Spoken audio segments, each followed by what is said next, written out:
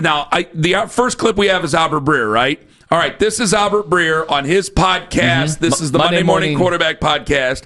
Albert Breer, who's on today with Afternoon Drive. It's going to get heated today. I can already tell. This is what he said about Shedeur Sanders. Is this what he said about Shedeur? All right, Albert on Shedeur. Go. One thing I would say for him is I think we saw enough to want to see him again. I'll be very, very clear on this. I do not think the Browns quarterback for 2026 is on the roster right now. Like, I don't know how much Shedeur can do to change that, but there's no rush to figure it out anyway. He's under contract for another 3 years. I'm with you. Like, I think this was like the perfect Tebow mania type of experience. Yes. Where he throws a screen pass that gets recorded for 66 yards. And it's like, Shedeur Sanders threw a 66-yard touchdown pass. Well, yeah, but it's like Tebow throwing the ball to Demaryius Thomas at the end of that game. And I think it does have that Tebow mania element of weird stuff happening sometimes, or that this game did. Again, like, I don't think he's going to be their quarterback in 2026. I think you're insane if you think that. But like, I think you did see enough to want to see a little bit more. And look, it's entertaining, right? We're here covering an entertainment product, and it's entertaining. So have at it, America. Have at it, Cam Newton. All right, that's Albert Breer. I will say this. All the headlines, because, look, this is all for profit. You got to make money somehow. Mm-hmm. Every headline about that touchdown was Shedeur Sanders' debut touchdown pass. And I wonder if Dylan Sampson's like, yeah, I was the one that did the work on that one. He got it to me, though. That's better than his predecessor. Does it count as a touchdown in Dylan? Remember that guy trying to throw screen passes? That was rough. Do you remember? Does it count in Dylan Sampson's stats as a touchdown? Yeah. Okay, so I don't know how much Dylan Sampson really cares. Maybe he does, probably doesn't. But certainly the headline. We have Dylan on it. Okay, here's Dylan Gabriel, or Dylan Sampson. No, it felt great. Come up in a big moment, kind of put some closing finishes to the we got yesterday. Yeah, this season kind of been long for me, just staying down, staying the course, working every single day at practice, doing what I can. This is the moments you work for. You work for opportunities like this, and you got to take advantage of it. There you go. He should get some due, absolutely. So this is still the Monday Morning Quarterback, and this is Connor Orr, this is the first time I've heard this guy, so we're all hearing this together. Lima's heard this. Keith has heard this. Others have heard this. Owen has heard this. So you and I, folks, we're about to go on an odyssey together. I have not heard this. Here is Connor Orr, co-host of the Monday Morning Quarterback, with Albert Breer, who you'll hear this afternoon today on Afternoon Drive. I thought that the game plan was hilarious. The reason why is at every instance, Shedeur tried to take the governor switch off the car and to push the throttle all the way to 90. I think that's exactly what Kevin Stefanski and Tommy Rees didn't want to happen. The Browns' confidence in Shedeur can be defined by this. Every time they got into the red zone, it was Wildcat, and he wasn't on the field, okay? They punted from the opponent's 27-yard line. Ross Tucker even said at the booth, he goes, I've never seen this before in my entire life. I mean, that's how bad the Raiders' offense was, to be fair, and you're sort of playing within the flow of the game there. But it was check the ball down, don't make any mistakes. And still, Shedeur would pull the ball, roll out, and fling it deep every chance that he got. And it's unfair of me to say that I don't see it. He clearly has talent, but I think that he's got to learn how to play in an orchestra first. And I think that there was a push and pull there that didn't sit quite well with me. All right, I'm going to comment on that here in a second. Here is Kevin Stefanski's answer about the 4th and 2. He wasn't asked about this Sunday in the postgame. He was asked this yesterday. Here's why he punted at like the 29-yard line or whatever it was. On the second one, could have gone for it, could have attempted a field goal, but just felt like with where the game was, just wanted to be conservative there and make sure that game ended shortly thereafter. Again, I don't understand why you can't just kick a field goal with Andre Schmidt. I don't. It wasn't like the conditions were terrible. Unless there's a huge wind that we don't know about in the indoor Allegiant Stadium, I have no idea why you couldn't just kick a field goal there, which is always going to be questionable. I think Ross Tucker and the rest of America kind of wondered what the hell you were doing. Like, at first, I thought it was at, like, the 40-yard line. I go, oh, I've had too many Busch Lights. I got to take a care. Because if it's at, like, the 40-yard line, you're like, okay, 57. You don't want to do that. I'm like, wait, it's like the 28-yard line. So I don't understand. I still don't get it, and I guess I won't get it. And what ends up being a 19-yard punt, so they did down it at the 10. Guys, I thought, see, this is, I think that this is part of the issue here, is, and maybe Connor Orr is going to end up being right by the time it's all said and done. Who knows? I know that Albert Breer, for whatever reason, he can't stand the craziness that's going on. Okay, I live in crazy land. all right? I'm a sports talk radio show host. You are as well. I'm not a big J journalist. I live in crazy land. Now, I try to say what I think and not try to go for the gusto all the time. And sometimes I've sounded like I'm trying to go for the gusto and give hot takes. But it is what I think at that time, and I can't deny that. It's exciting to win.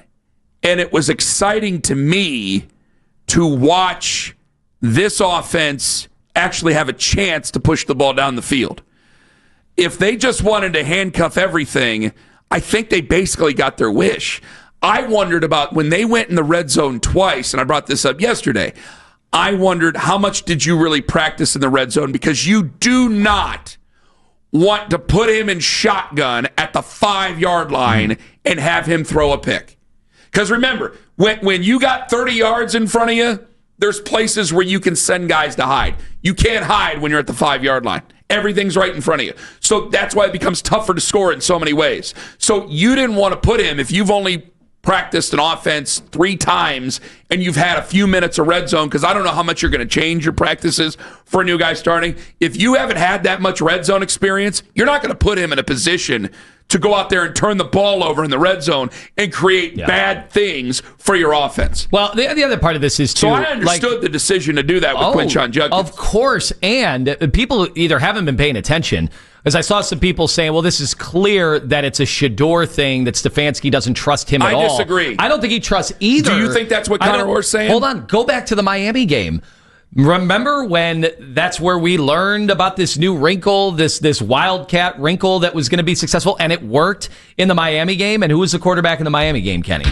It was Dylan Gabriel. It was not Shedeur Sanders. So I don't think he trusts either quarterback down there by the red zone. I don't think it's a coach who is not expecting or doesn't want his young quarterback to ruin everything that his defense is kind of setting up for the entire team. So do you believe there's listeners who think we overrated Shedeur Sanders' performance on Sunday? Sure, yeah. Not just with Super Bowl Super Browns. Yeah, that was tradition, and we're going to do that every day. I don't care about that. Do you think that there are people who think that we've overrated Shedeur's performance? Yes. Because I hear Connor Orr, and he does not have a good bedside manner. He reminds me of somebody. I think we know who we're talking about over here. However, I want to give an explanation, and I want to know if it sounds like an excuse when we come back. Though, I want to play this Connor Orr again. This is from yesterday on his podcast, Monday Morning Quarterback, with Albert Breer. Albert's going to be on Afternoon Drive today. He comes on Afternoon Drive every Tuesday. Albert has a better bedside manner than Connor Orr. Connor Orr said several things. Now, it's going to come off mean-spirited, and maybe it is. But I want to know from you whether I am explaining this to Connor Orr or I'm excusing this, because I think there's a tremendous difference. Here's Connor Orr on a Monday Morning Quarterbacks podcast yesterday. I thought that the game plan was hilarious. The reason why is at every instance, Shedeur tried to take the governor switch off the car and to push the throttle all the way to 90. I think that's exactly what Kevin Stefanski and Tommy Rees didn't want to happen. The Browns' confidence in Shedeur can be defined by this. Every time they got into the red zone, it was wildcat and he wasn't on the field. Okay. They punted from the opponent's 27-yard line. Ross Tucker even said at the booth, he goes, I've never seen this before in my entire life. I mean, that's how bad the Raiders' offense was, to be fair, and you're sort of playing within the flow of the game there. But it was check the ball down, don't make any mistakes. And still, Shedeur would pull the ball, roll out, and fling it deep every chance that he got. And it's unfair of me to say that I don't see it. He clearly has talent, but I think that he's got to learn how to play in an orchestra first. And I think that there was a push and pull there that didn't sit quite well with me. So the last point he makes about learning how to play in an orchestra first, I would agree with that. I don't think that he tried to roll out and whip it deep any chance he got. I really don't. I really don't. But again, so is that an explanation or an excuse? So is that an explanation? I agree with you. I disagree with him on that. I went back and watched, and he definitely was getting out of the pocket, but most of them were throwaways. So that to me is a young quarterback who is making sure to not put the ball in harm's way. There's the one I'm watching, and I showed you earlier, Kenny. There's the one in the third where he is rolling in the wrong direction, but it looks like that's the play design. It's play action, and he's got to throw across his body to Tillman, and he's not even close. And the two Raider guys smashed into each other trying to pick it off. And that looked like a rookie 5th-round throw. Like that didn't. That was a bit hairy, I'm sure, for Stefanski, but you're going to have those. There's definitely interceptable balls in there, but I don't want to compare him to Dillon in so many ways, but that's a comparison I can make. And Dillon put ball in harm's way more than people would acknowledge. If we're going over Browns quarterbacks in general this year, I mean, there were definitely interceptable balls that Joe Flacco threw as well. Yes. Joe Flacco's thrown a pick six, and I think in each of his last 2 games, if I'm not terribly mistaken he's in about that. mid-season form. So I marked that one out. The punt from the Vegas 27. We don't get it. Guys, you got me on that one. Plus, you only gained... I got no explanation for that 29. Come on. Okay, from the 29. So you gained 19. I got no explanation. It was a 19-yard punt. You could have also just run the football to get the first down. Wasn't it 4th and 2? I don't know. It was, and I believe they false start or something that got them into the. It was a longer punt that's originally. Right. Then, yeah. It was wild. If it was a closer game, we'd be screaming about it right now. The red zone. This is where, again, I look at it and go, how much practice time did he get? How much practice time? I don't think it's this is where I really disagree with Connor Orr. I don't think it's as much a system of, Shedeur's this person who just wants to create and doesn't want to play within an offense. No. I think that this is a direct result of 4 quarterbacks in camp and you can't get a lot of reps. How am I supposed to get reps in the red? I mean, you practice red zone. You practice with your first team, with the first team quarterback as it is. Fine. You damn sure ain't practicing red zone with the backup. No. And you mentioned it. They kind of did the same thing with Dillon Gabriel too, because there's not going to be a ton of reps to go around because you only get so much time. It's not 1981 where you get 8 hours to do practice outside if you want to. I mean, there's rules now. And if I'm going to have only so many reps, that means there's only so many red zone reps that I can do in a day. So if he can't take that many red zone snaps, if he's done some drills but's never really done red zone with me, I'm not going to put him in a position to mess this thing up. That's why I totally disagree. I thought it was a great game plan. I don't think that I thought that he tried to play within the system. I go back to Baltimore. If you want to bring up Baltimore and say, hey, he floated out of the pocket, he was trying to make anything happen, he was running around like a chicken with his head cut off. Yeah, I'll see you at least halfway, if not totally agree with you on that. But that wasn't this game. But that wasn't this game. Now by the way, Tone is agreeing with me. And here. now I'm watching again. Yes, he got out of the pocket a bunch of times, but most of these times I thought it made sense to. Not that he was under big time duress, but he's stepping aside. I don't think he's at the level right now as a 5th-round pick, whatever you want to call him, but a rookie where you see a lot of rookies have problems standing in the pocket. Just look at Cam Ward. Just look at Caleb Williams when he first came in to the league. And it's not like he has things down to a science, even though his team is winning games and winning close games, and he's been functional. But rookies are not standing in the pocket and just waiting for the rush to get there and delivering. That's not what rookie quarterbacks do. I don't care if you're the 1st overall or you're a 5th-round pick. Connor Orr I'll give him a break there. That's what I'm saying. Connor Orr says hilarious. I say necessary. Yeah. Because when you start with 4 quarterbacks and you have a guy that's playing that you did not, and basically Jason's proven right, they did not intend on playing him, so I don't think that there was that much experience within it. You this had is to way change ahead some things of schedule. out. So if it's way ahead of schedule, you're going to have to take some of these things out of your playbook and just stash them away for another day because it's going to be uncomfortable and he can't do it. And your offense is struggling to score as it is. So I'm really going to put him on the field in a red zone situation, his first game, in a situation he probably hasn't practiced, and force him to what? Possibly create mistakes? That's not doing good by my players. And our fans understand, right? Like, we're football fans. We understand the red zone is different. Like, that's why the red zone is oftentimes, especially in passing situations, way harder because you got no space. You got defensive players that are sitting there with their feet planted in the back of the end zone, making sure that they can see the quarterback's eyes. And this is where gigantic mistakes that swing games. Yeah, and I mean, your defense is already, I mean, you hear the guys on defense, they're starting to groan, they're starting to grumble over the last few weeks because what they're turning in is tremendous performances, and they're losing football games. So you're still early enough in a football game. We got to get the points. Quinshon Judkins obviously has more experience in the red zone than any one of these other guys. And I tell you, they had to change it a little bit because we always ran and raved about Nick Chubb not being in on the game in the red zone in certain aspects. So you would definitely do the same thing with Quinshon Judkins. So they had to change that around. This is why And we had a great call at the end of the show yesterday, which was an anti-Stefanski guy and came after us, really came after me over it. But I look at it and I go, no, guys, I know you guys can be anti-Stefanski, and there's going to be plenty of other opportunities, I hate to say it, that will probably be anti-Stefanski.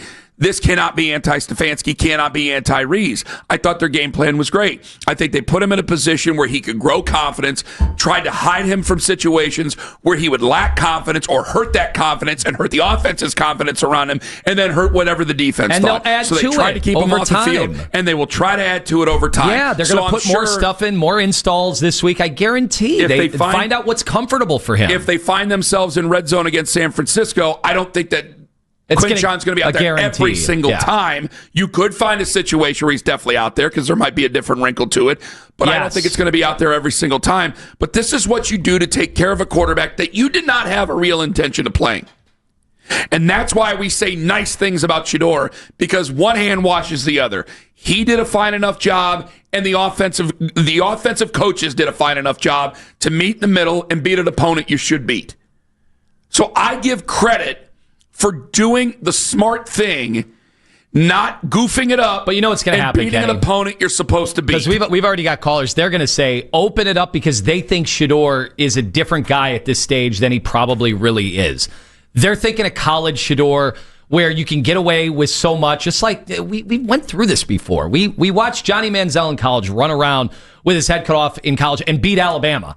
Like you could get away with stuff in college. Why do I need to open it up right now? I'm in no hurry. You don't need to, but there are. Why do I need to open it up right now? There are delusional fans, and every guy coming to the league has them. Shedeur's got more because he's got a bigger fan base. So there are more delusional fans with him, just like Tim Tebow had delusional fans. That's why I thought that was going to set you off when Connor Orr actually mentioned Tebow mania, because I do think there's been an element on both sides of the coin. And this is why Albert Breer, he doesn't frustrate me, but I think this is why Albert Breer has been taking our videos and kind of highlighting him.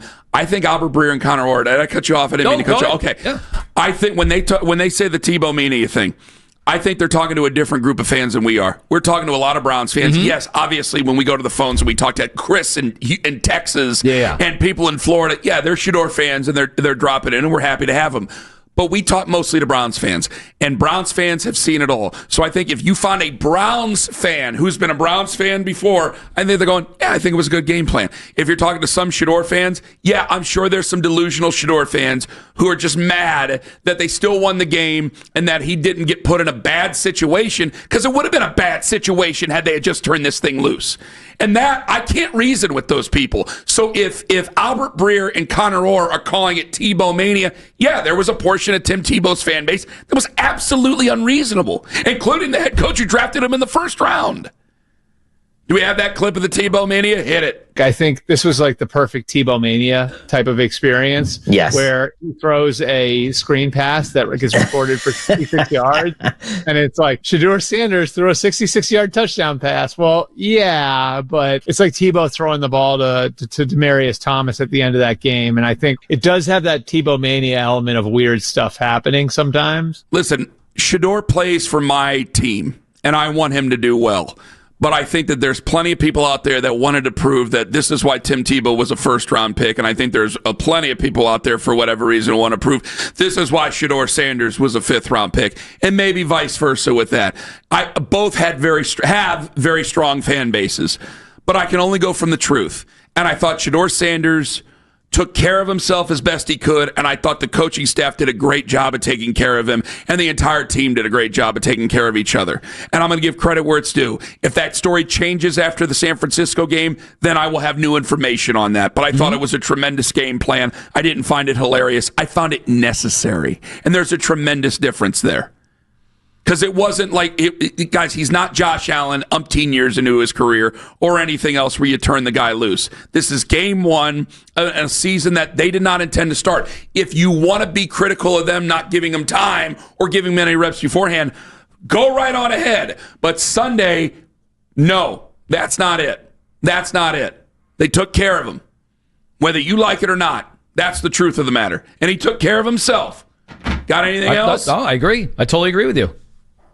Because this is getting a little ridiculous. Because we're having conversations with Again, when we start, and Kenny, this is why I got to turn it off. When we start having conversations with the internet, you're going to go to some weird places. Then you start saying some weird stuff on the air. It was the perfect game. It was the perfect game to spur the Tebow stuff because he connected on the 60-yard. It was incredible. It was awesome. And then they only, if you take away the penalty, the penalty extensions, they had 8 first downs. They had 8 first downs. He completed 11 throws.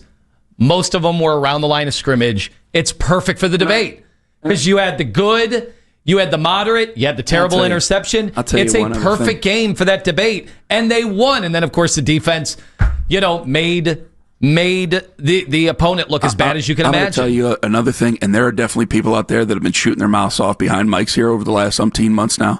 And I'm going to tell you guys this. If you guys don't think this is true, then you guys don't see the reality of the situation. There are definitely pundits out there. This is why, I will defend this because I was here before. You and I were here before, and we'll be here after. I'll say this, and we'll go to break. There are definitely people out there that are... They don't believe in Shedeur. They don't believe in his fan base, and they wanted him to struggle so they could say, see, not Kevin's fault. Yeah. You've put together quarterbacks that are terrible. It's not Kevin's fault. And there were even people, I think, that wanted him to struggle because they wanted to show that Kevin did not put him in a good situation. See, this is the problem for a fan base where you do have a guy who has a very large fan base where you end up getting manipulated by people just because they want to be able to back up some of the crazy stuff that they said so they got your attention in the first place.